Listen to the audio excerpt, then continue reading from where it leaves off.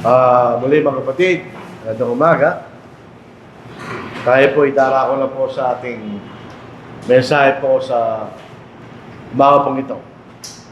Planning for the future. Ang isang bagay na wala sa atin ay ang darating na panahon. Ang nasa atin lang ay kasalukuyan, yun lang. Yung nakaraan, wala na rin sa atin yun. Minsan, pag tumitingin ka sa mga lumang pictures na ikay kapay kabataan, na wala na yun. Wala na sa iyo. Ang nasa atin lang ngayon, ay ngayon. Pero yung kinabukasan, hindi natin alam. Yun na po sa James, chapter 4, 13-17. Ito ating mababasa. Hali kayo ngayon, kayong nagsasabi, ngayon o bukas, ay pupunta kami sa ganito, sa ganong bayan, at kami mga ngalakal doon ng isang taon at kikita. Hindi isang normal na kaisipan ng mga tao. Obviously, ito ay isang negosyante, no po, businessman. Gayun ay hindi nila nalalaman kung ano magaganap bukas. Ano ba kanyang buhay? Kaya isang singaw na sa sandaling panahon ay lumilitaw at pagkatapos ay naglalaho. Yun ang buhay natin. Once upon a time, nung tayo kabataan, buhay pa yung ating mga magulang, ating mga lola at lola, buhay pa sila. Yung mga tiya, buhay pa sila. Ngayon wala na sila, hindi na natin, patay na sila, wala na sila, di ba? Nawala na sila. Hindi mo na sila makikita, wala na sila. Ngayon po ang ating buhay, dito po sinasabi, sa daling panahon ay lumilitaw. Totoo yun. Once upon a time, kay bata, kaya matanda ka na. Saan nagpunta yung panahon? Gano'n? Mamaya, mawawala ka na rin. Kayo mamamatay. Sa halip ay dapat yung sabihin, kung luluobin ng Panginoon, kami mabubuhay at gagawin namin ito, o yun. Ito po isang matindi pang-uusap. Akala natin ng Panginoon, wala siya kinalaman sa atin. Pero, di ba? Kung luluobin ng Panginoon. In other words, may mga bagay na gusto mong gawin, pero kung hindi luluobin ng Panginoon, hindi mangyayari. Dahil meron siyang kapangyarihan sa ating mga buhay. Siya umahawak sa atin. Baka meron tayong kalayaan na mag-isip, kalayaan magplano, totoo yun. Pero meron pa rin kapangyarihan ng Diyos. Subalit ngayon ay nagmamalaki kayo sa inyong mga kayabangan. Ang lahat ng kayong pagmamalaki ay masama.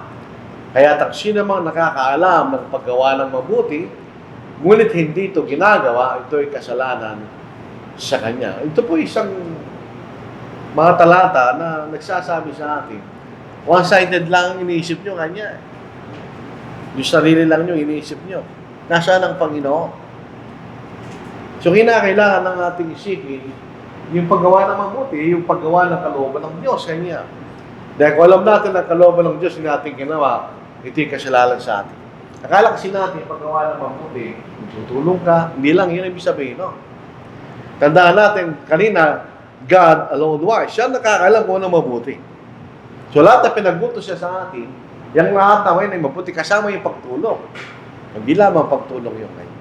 Paggawa ng mabuti, ito yung kasalanan sa atin. So, ang kasalanan, dalawang klase yan. Yung lumabag ka, disobey, o hindi mo ginawa, yung dapat mong gawin. Kasalanan din yun. Kumisang pareho, kaya nagkakasala, kailangan mo magsisi, hindi mo ginagawa.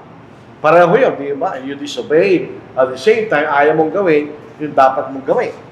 Yun po yung cases ng pagkakasala. So, ito po ang sinasabi sa atin.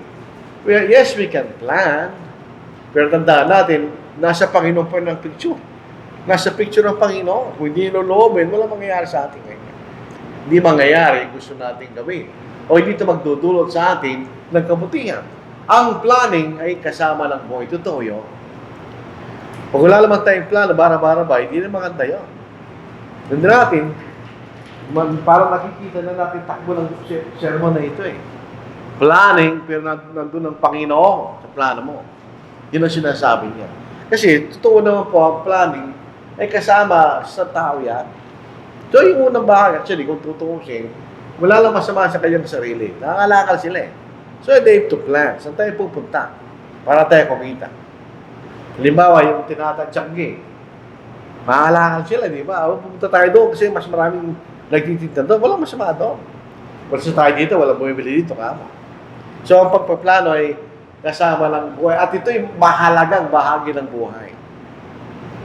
Na mayroon tayong pagpaplano. Kung ano ang ating gagawin. Kung ano ang nakikita natin, dapat natin gawin. Dito po sa mga talata binanggit. A man's heart plans his way. Pero pasinin nyo yung pangalawang pag-uusap. But the Lord directs His steps. So, hindi magplano ka sa puso mo kanya. Pero ano ba ang kalooban ng Diyos? Sabi mo. Kasi ang mag-ano sa atin ng Panginoon pa rin. Sa 19:21, there are many plans in a man's heart. Nevertheless, the Lord's counsel that will stand. Ang pagtatagumpay lang natin sa ating pinaplano, kung ito ay sa kalooban ng Diyos, kanya. Isipin po natin yun. So, ibig sabihin, pag nagpaplano tayo, hindi lang isa sarili mo iniisip mo. Isipin mo rin ito ba yung kalooban ng Diyos o hindi?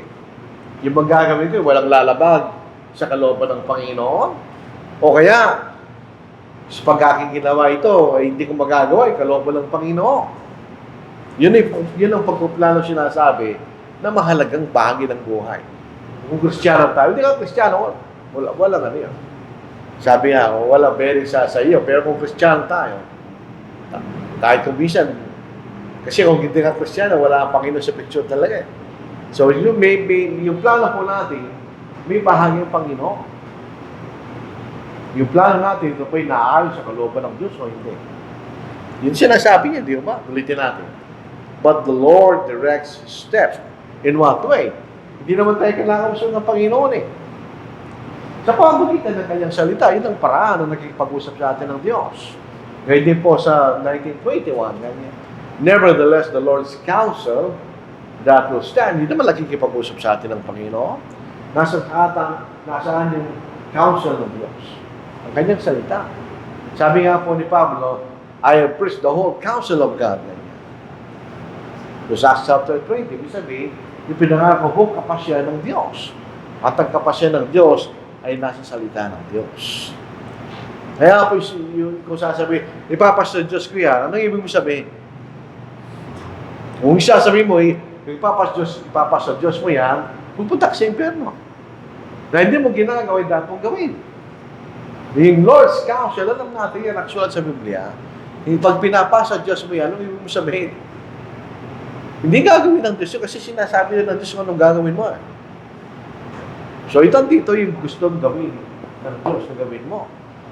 Huwag mo ipasa Diyos, kanya, para bang iiwan ko na lang sa kapalaran. Mapupunta ka sa impyerno pag gano'n. Hindi natin gagawin, dapat natin gawin. Pero tama po yun, planning is a necessary part of life. At doon nagtatagumpay ng mga tao, ay nagpaplano. Ganun talaga. Alam niyo si Brother Ron Alhalbrook. Paano ko pinalakihan ako kanya? Pero siya plano pala. Kung susundin mo yung plano niya, magtatagumpay ka kasi tagumpay siya. So, isang marunong na tao nagpaplano kung anong gagawin niya. Counsel in the heart of man is like deep water. Sabi, napakalalim na tubig kanya. Paano mo kukuha yung tubig sa malalim na tubig kanya? But a man of understanding will draw it out. So, marunong ka kanya, alam mo kung paano kukunin yung tubig na yun na malalim kanya.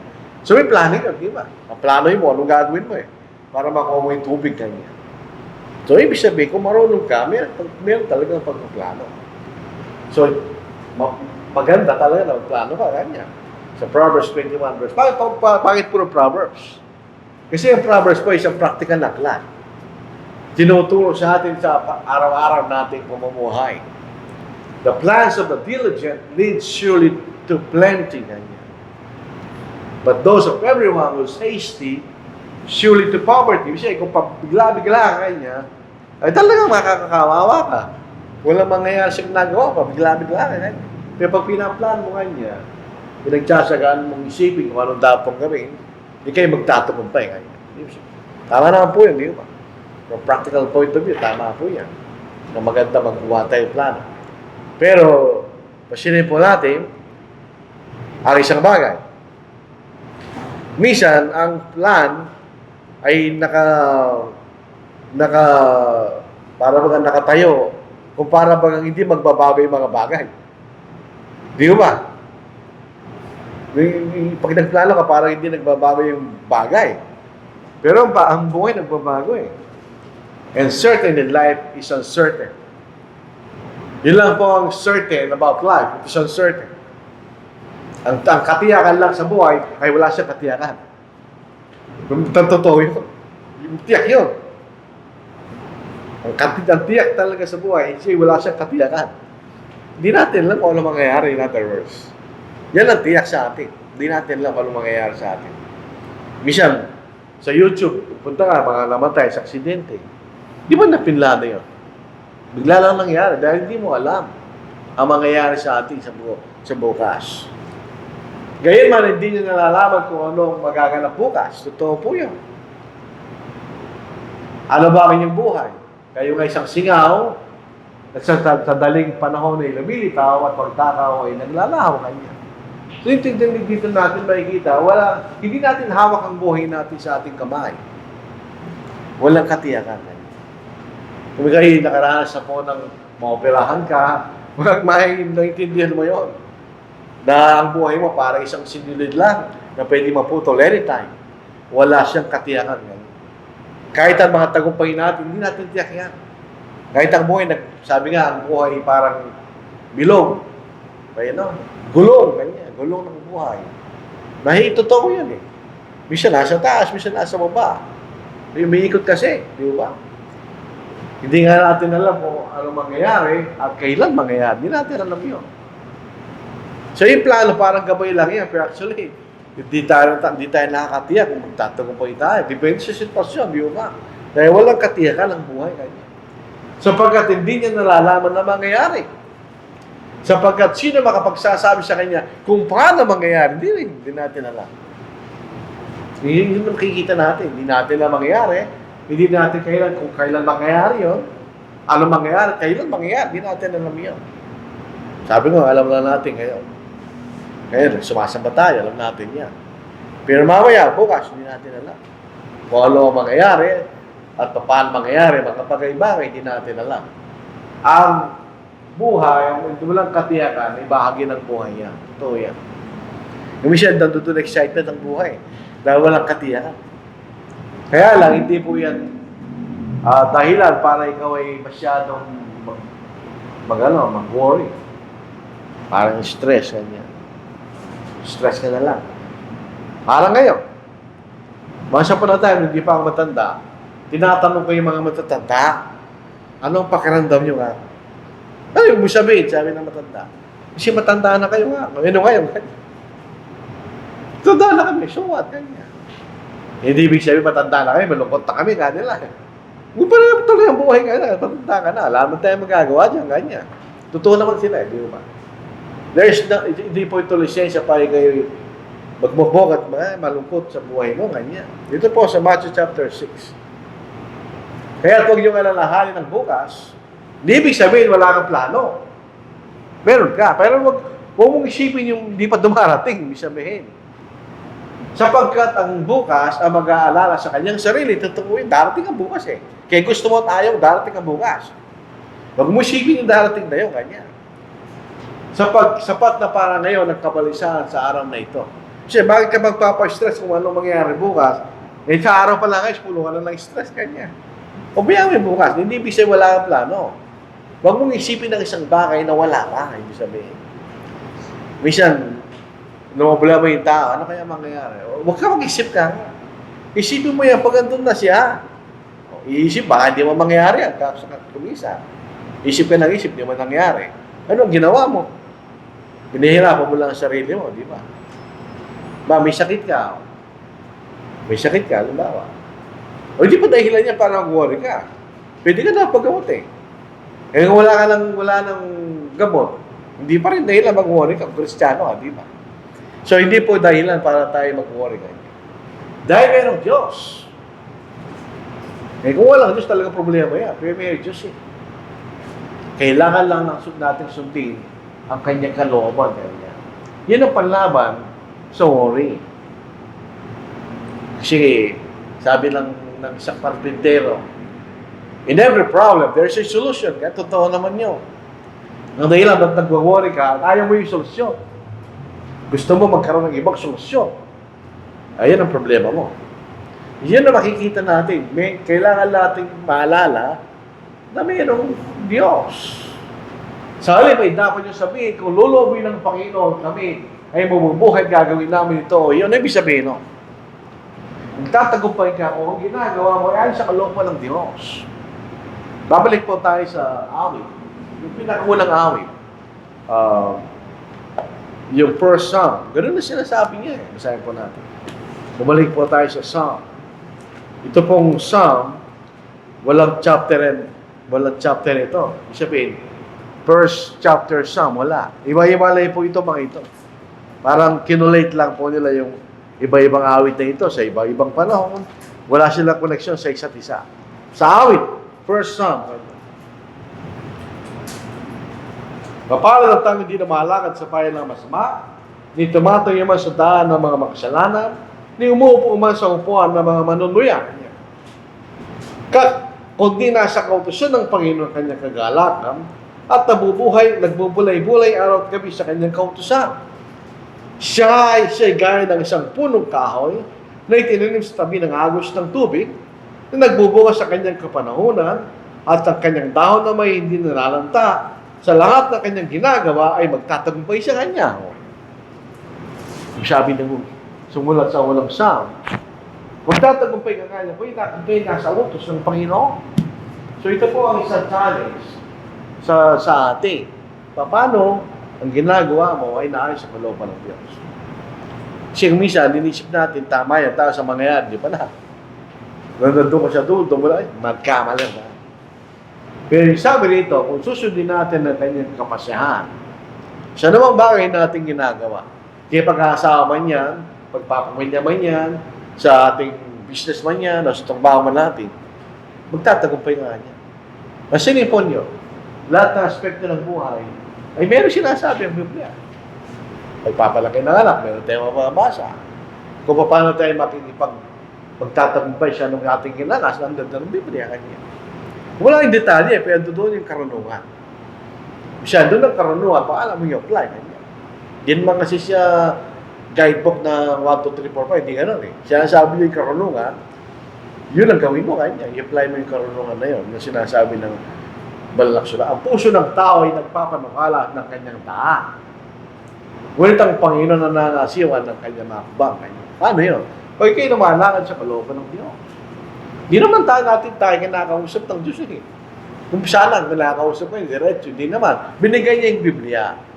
Yun ang kanyang panukala. So, lumalakad ka sa Biblia, nakakasiwa sa iyo, Panginoon. Hindi nang ibig sabihin. Minsan parang hindi, pero tignan niyo, ganun talaga yun. Pagka na sumusunod tayo sa kalooban ng Panginoon. Sa puso ng isang taong panukala ay marami. Napakarami niya. Ngunit ang lain ng Panginoon, ang siyang mananatili. Yung pagsunod natin sa kalooban ng Panginoon, hindi na bababayan. Yun yung mananatili. Sa pasunod natin, itong lahat ng panukalan natin, dito lang sa lupa yan. Pero yung gayon ng Panginoon, mananatili yan. Hindi ka lang magtatagumpay ka pa pagdating ng panahon.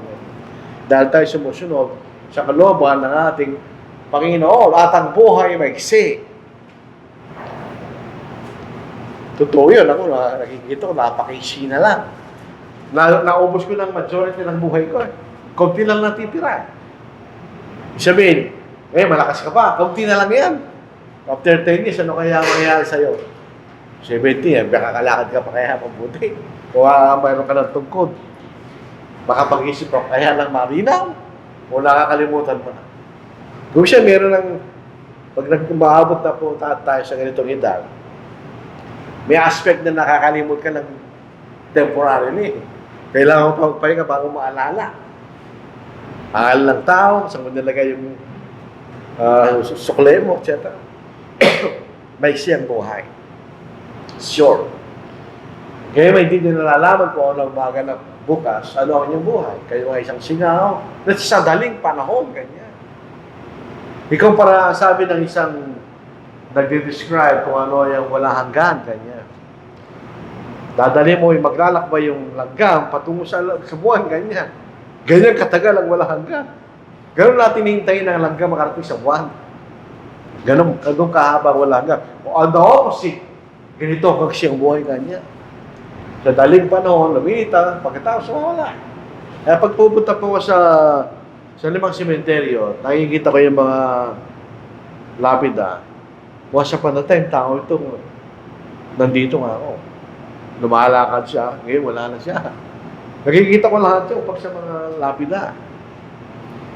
Yun ang nasa isip pa nakakita ko ng lapida. Wala na yung tao doon, yung katawan niya, labi. Pero once upon a time, yung tao yung naglalakad, tumatawa, kumakain, nagpapahinga, nanood ng TV, nag-cellphone, pero patay na siya, wala na siya. Yun ang sabi siya atin. Sa daling panahon nila, minita, pagkatapos ay naglalakad. Yun ang kasaysayan ng buhay natin. Born, died, kanya. Di ba lahat? Born, died, kanya. Lahat yan, born, died. Hanggang sa pagdating ng Panginoon, maswerte ka kung hindi ka namatay. Ang patatag ko ang buhay. Pero lahat ng tao mamatay. Hindi ko lalilimutan yung awit ni Danny Javier. Lahat tayo mamatay, kanya. Pero kinakanta niya para sa sarili niya kasi malapit siya mamatay na. Kaya naman po ang ating pagpaplano sa buhay, tiyak na tayo mamamatay. That's reality. Pinagbilan ako ni Malay ng St. Peter, sabi ko, ito'y pagpaplano hindi mo gusto. Pero you have to accept na mamamatay ka. Wala tayong magagawa ito. Sa reality. Nung tayo bata-bata, medyo malayo pa sa bituwa kaya nga, pero habang tumatanda ka, palapit ng palapit. At yamang itinakda sa mga tao mamatay na minsan, hindi tinakda kung kailan ka mamamatay. Itinakda na tayo mamamatay, sabihin. At pagkatapos ito ay ang paghuhukom. So pag namatay ka, tatiyak na mamamatay po tayo mo. Pagkatapos naghihintay sa atin ang paghuhukom pagdating ng ating Panginoon. So death is certain, mamamatay tayo. So ano susunod na, mamamatay ka, di ba? Ecclesiastes chapter 7. Mas mabuti pa magtungo sa bahay ng pagluluksa. Mas maganda po itong salin na ito. Kaysa bahay ng pagdiriwang. Sapagkat ito katapusan ng lahat ng mga tao. At ilalagak ito ng may buhay sa kanyang puso. Naisip mo rin namamatay ka. Mas mabuti kalungkutan kaysa tawanan. Totoo yun. Alam po ba niyo na yung mga gumagawa ng awit, sabi nila, mas nakagawa sila at pag sila may problema at malungkot, kanya. Mas madala kung kayo masaya, kanya, sabi na. Dahil pag kayo malungkot, kayo nag-iisip. Nag-iisip ka, halimbawa, kung may namatay, nag-iisip ka rin. O, matay din ako, anong gagawin kapag ako namatay? Sapagkat sa kalungkutan ng mukha, ang puso, ay dahil nag-iisip ka. Ang puso ng pantas ay nasa bahay ng pagluluksa. Ngunit ang puso ng mahangal ay nasa bahay ng kasayahan. Wala talagang yung kasayahan, happiness. Yun ay dahil sa nangyayari sa iyo, you are happy. Yung joy, iba yun. Sabi din, iba yun.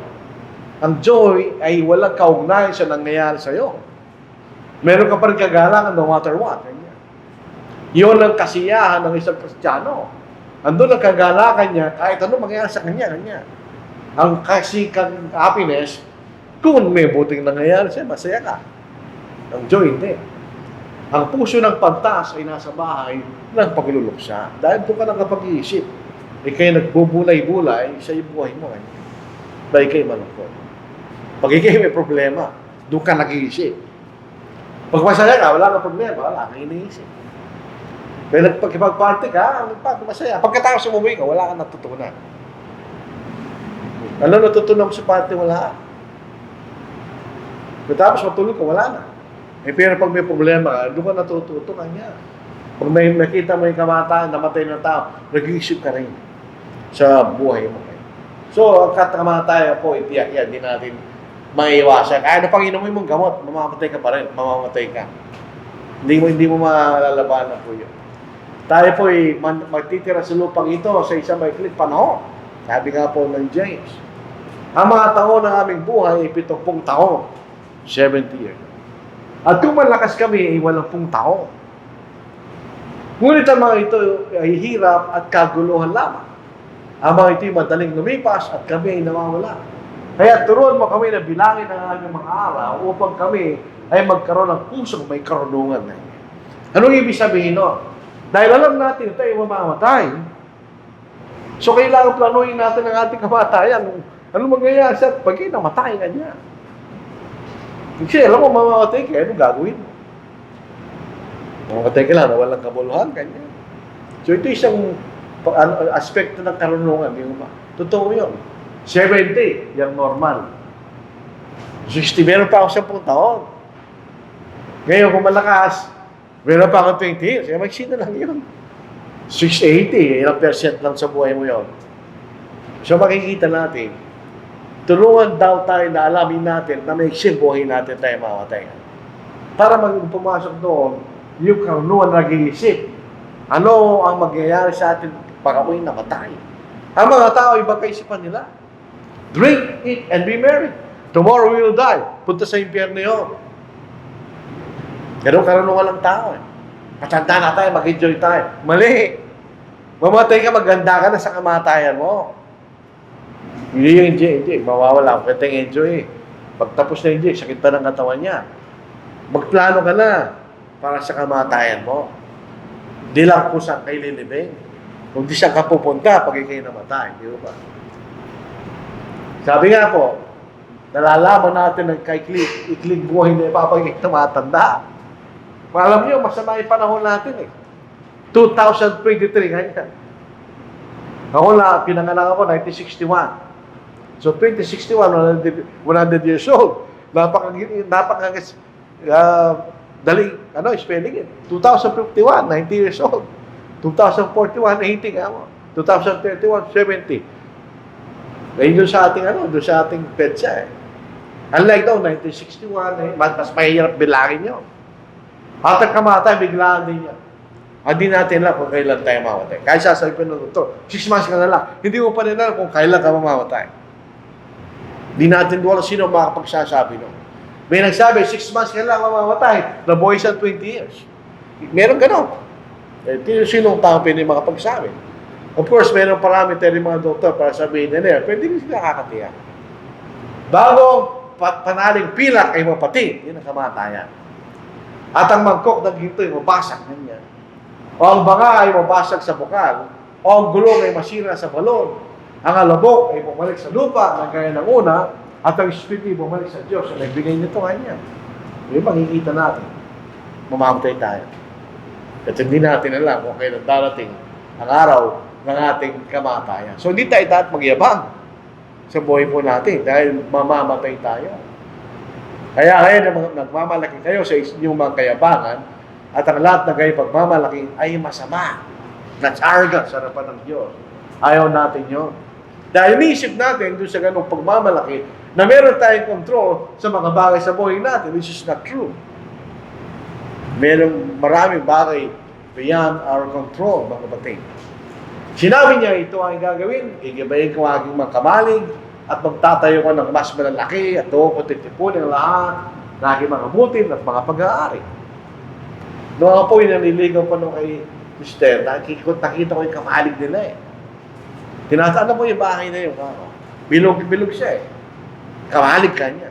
Doon din nilalagay yung kanilang mga harvest na mga palay.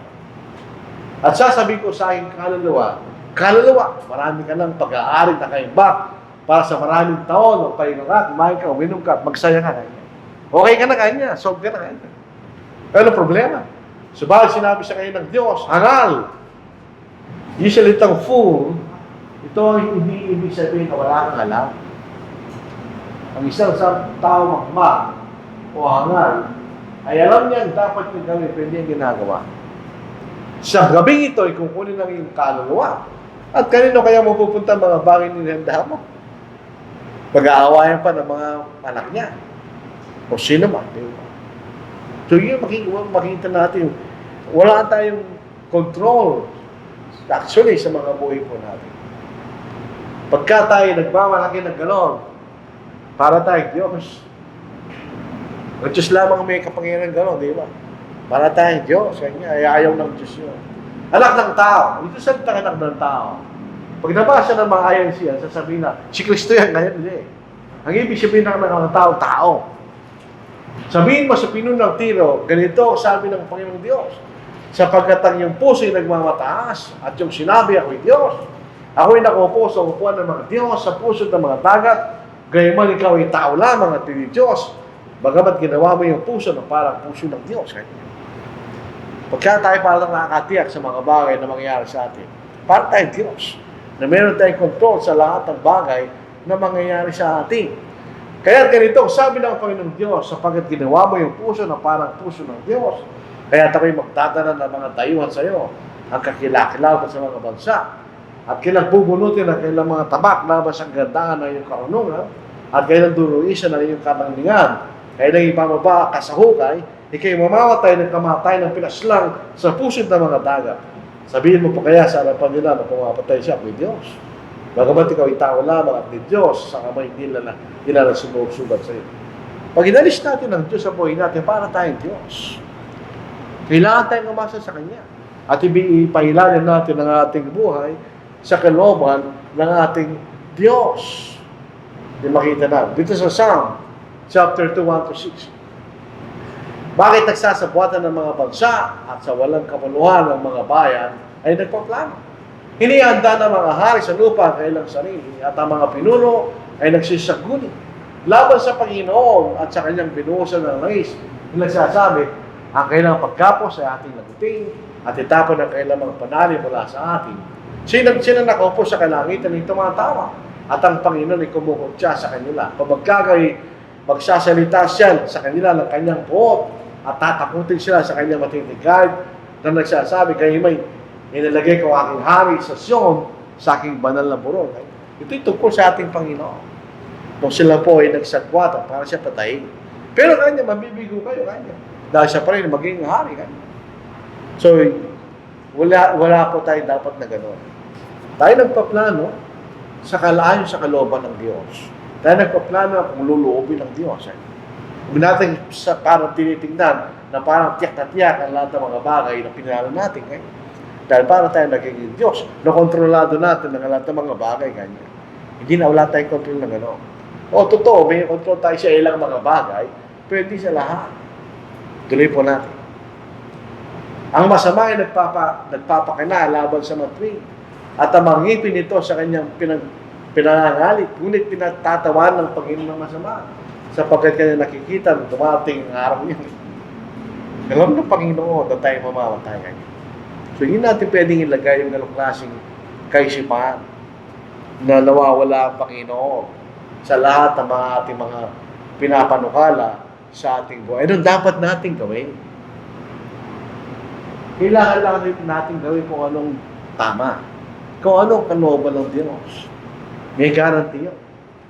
Di ba binasa natin sa Psalm? Sa first Psalm? Na pagka ikay lumakad sa kausan ng Panginoon, ikay magtatagumpay kanya. Yan ay pangako ng Diyos. Kasi gawin natin kung ano ang tama. Kaya pag sino man nakakaalam ng paggawa ng mabuti, ngunit hindi ito ang ginagawa, ito yung kasalanan sa kanya. Baliktarin mo. Paano ang ginawa natin yung mabuti? Hindi kasalanan yun. Tayo yung magkakaroon ng tagumpay dahil ginawa natin yung mabuti kanya. Hindi tayo pababayaan ng Diyos. Yun ang ibig sabihin mo. Sapagkat ang Panginoon, pinahayag niya, kalooban niya. Wala man tayong excuse, di ko alam kasi. Wala tayong excuse, ibinigay na ng Panginoon kalooban niya, babasahin mo na lang, pag-aralan mo, nawahin mo nga niya. Dahil ang totoo, may pinahayag niya kanyang kalooban. Ang kanyang expectation, alamin natin, gawin natin kanya. Andyan na eh. Kumbaga, naghanap ka ng treasure, nakita mo yung mapa, sundin mo lang yung mapa para makita mo yung treasure kanya. So yung treasure map natin ay ang Biblia, patungo sa langit. Dito po sa James. Unawain niyo ito, minamahal ko mga kapatid, ang bawat tao ay dapat na maging mabilis sa pakikinig, maraan sa pagsasalita, mabagal sa pagkagalit, Kaya talisin ninyo ang lahat ng karamihan at ng nalalabing kasamaan at tanggapin yung may kaamuan ng salitang itinanim. Ano ibig sabihin nun? Tanggapin na may kaamuan. Sabihin, para kang maamong ito pag binabasa mo yung hindi. Ang ibig sabihin ng kaamuan sa Biblia, hindi kayo nagpapailalim sa kalooban ng Diyos. Tinatanggap mo ang salita na kayo nagpapailalim sa kalooban ng Diyos. Kanya. Sa salitang itinanim, yun ay pinangalan sa atin, na may kapangyarihan magligtas ng inyong mga kaluluwa. Ngunit, maging tagatupad kayo ng salita at hindi tagapakinig lamang na dinadayo ninyo ang inyong mga sarili. Yun ang ating primary weakness. Sabi po muna sa pag-aaral, yung practice at saka yung theory, palagi may discrepancy. Ang idea lang pag nag-experiment ka niya. Pero pag ito'y nangyayari sa buhay, hindi may discrepancy yung theory sa practice kanya. Totoo yan sa lahat tayo. Meron tayong discrepancy. Kaya kailangan natin ng Panginoon. Pero despite that, kailangan natin gawin. Kung wala nakikinig tayo, kailangan natin gawin. Ngunit maging tagatupad kayo ng salita, hindi tagapakinig na. Totoo sa lahat sa atin yan. Kaya mga karalag, elder, deacons, miyembro, totoo sa atin lahat yan. Hindi lang tayo nakikinig, kundi tagagawa, tagatupad. Tinutupad natin yung kalooban ng Diyos. Doon tayo magtatagumpay sa pinaplano mo. Yun ang sikreto. Magtatagumpay ka sa lahat ng ginagawa. And especially, hindi kayo maliligtas. Pag sinabi natin pinapasa Diyos ko na yan, ano ibig sabihin? Gawin mo yung kalooban ng Diyos. Pinapasa Diyos mo eh. Huwag yung wala kang gawin, iiwan mo sa kapalaran. Kapahama ka na mangyari sa iyo. Pupunta sa Maynila, bahala na ka. Hindi ka makakasakay. Especially pagka may okasyon. Planuhin mo, bukas na ako uwi ka. O kaya, Sabado ko uwi ka. Para hindi ko madadatnan yung mga marami sumasakay. Yun ang, di ba? Yun ang maganda. Yun ang makikita natin. Para tayo magtagumpay. Yung salitang itinatanim sa atin, hindi lang dahil pinakahingan mo, gawin mo. At tayo magtatagumpay. At bilang panghuli, yun po makita natin. No excuses for failure to do God's will. Walang excuse. Kasalanan natin yan. In others, pag tayo naparusahan, walang kasalanan ng Diyos. Kasalanan natin yan. Hindi nabigo tayo na gawin ang kalooban ng Diyos. Pag nagkasala tayo, at nabigo tayo gawin ang kalooban ng Diyos, may expectations yan. Kaya pag nagkasala tayo, hindi tayo nakaabot doon. Yan mga lahat yung nagkasala at yung nakaabot sa kalalatian ng Diyos. In other words, expectation yan, hindi tayo nakaabot. At ang procrastination, yung ibig sabihin niya, dapat mong gawin, pero pinaliliban mo. It's an excuse and failing to do God's will. Hindi actually dapat gano'n. Kailangan mo ipagliban. Gawin mo kaagad. At sasabihin ko sa akin, kaluluwa, marami ka ng pag-aari na kaiba. Para sa maraming taon, magpahinga ka, kumain ka, uminom ka at magsaya. Samantalang tinatalakay niya tungkol sa katwiran, pagpipili sa sarili, ito sa Acts chapter 24, at sa paghukom na darating ng ilabot si Felix at sumagot, umalis ka muna, ngayon kapag nagkaroon ako ng pagkakataon, ipapatawag kita. Wala na tayo nabasa kay Felix na siya naging Kristiyano. Pinagpaliban niya. Kapag papaliban, problema niya, baka wala ka ng pagkakataon na gawin mo. So yung nanay po namin, kaya niya sinasabi, yung gagawin mo kayo, gawin mo na. Dahil gagawin mo rin yan, ganyan. Hindi yung maiwasan yan, ganyan. Gagawin mo pa rin. So gawin mo na ganyan. Okay naman yun eh. Pag ginawa mo, wala. Hindi mo gawin na. Tapos na. Wala na problema, ganyan. Pinagpaliban mo po, gagawin pa rin yan, ganyan. May problema pa habang natutulog ka kung paano mo gagawin yung dapat ginawa mo ngayon. So, huwag natin ipagliban. Gawin po natin dahil di tayo tiyak kung ano ang mangyayari sa atin. Bumalik po mga kapatid. Balik kamay. Kapahuli. Ang pagpaplano sa ating kinabukasan ay mahalagang bahagi ng buhay po natin yun. Totoo yun. Lahat na nagtatagumpay, ganun sila. Pero bilang mga Kristiyano, kailangan natin gawin ang anumang pagpaplano ay sa kalooban ng Diyos. Yun ang isipin po natin. At tandaan po natin, merong inaasahan sa atin ng Diyos na kailangan tayo sumunod sa kanyang kalooban. Huwag tayo mabigo sa paggawa, no? Gawin natin ang kanyang kalooban. Maswerte pa tayo, buhay pa tayo, meron pa tayo pagkakataon. At ang buhay po ay napakaiksi. Huwag mangyari sana na yung mga, alam ko yan, affairs. Yung mga bagay na ginagawa sa sanglibutan. Ito yung maging balakid para gawin natin kung ano talaga yung mahalaga. Napakaraming mga marunong na tao na mga scientist na nabi na na-discover yung mahalagang bagay na nakikinabang tayo ngayon. Pero isang bagay hindi nila gawa. Diba, si Albert Einstein, napakarunong na tao yun. Yung kanyang theory, hindi nila maintindihan sa panahon niya. Pinagtatawanan siya. Pero totoo yung theory niya. Di ba? Pero isang bagay hindi nila gawa. Yung pinakamahalaga tungkol sa buhay niya, di ba? Hindi siya naligtas. Si Albert Einstein, 2 beses na asawa niya. Dinivorce yung unang asawa niya at ang pang-asawa niya, pinsan niya. Hindi siya naligtas. Na-miss niya yung pinakamahalaga. Oo, nagpapasalamat tayo sa kanya dahil marami siyang ginawa, nakikinabang tayo ngayon. Pero ang problema at nakakalungkot, hindi siya naligtas. Hindi niya nagawa pinakamahalagang bagay na dapat natin gawin. In the final analysis, hindi yung kayamanan ang mahalaga, hindi yun. Hindi yung degree na hindi rin yun. Hindi laki ng baon, hindi rin yun. Ano ang pinakamahalaga? Ano mangyayari siya pag kumatay mo? Yun ang mahalaga. Iiwanan mo lahat yun eh. Yun ay icing lang sa buhay natin. What's the cake? Yun ang cake. Yun ang pinakamahalaga. Yung cake, hindi naman icing ang mahalaga eh. Yung mismong cake ang kakainin mo. Nagpapasarap lang yung icing. Totoo yun. Pero ano mas pinakamahalaga? Yung cake. So ano yung cake? Yun ang langit. Yun ang namimiss ng tao. Na bubulag sila, nakikita nila yung punong kahoy, hindi na nakikita yung gubat. Ano mas malapit? Yung punong kahoy, yung gubat.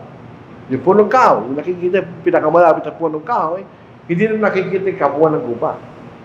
In other words, yung mga katulad ni Albert Einstein, nakita lang niya yung puno. Baka nuclear something. Hindi na nakita yung gubat. Yun ang makikita natin. Laging short-sighted tayo sa mga bagay na temporary. Hindi natin nakikita yung mas mahalaga.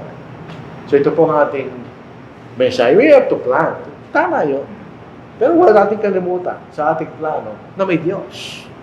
Na may isang kalooban na dapat natin tignan habang tayo ay nagpaplano. Yung pumantika na. Sure shot siya, magtatagumpay ka. Sabi ng Diyos. Subukin natin ang Diyos, hindi ka mabibito.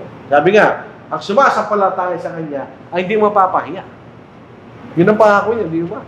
So, sasampalataya sa Panginoon, hindi tayo mapapahiya. It's guaranteed. So, ito po ang ating mensahe.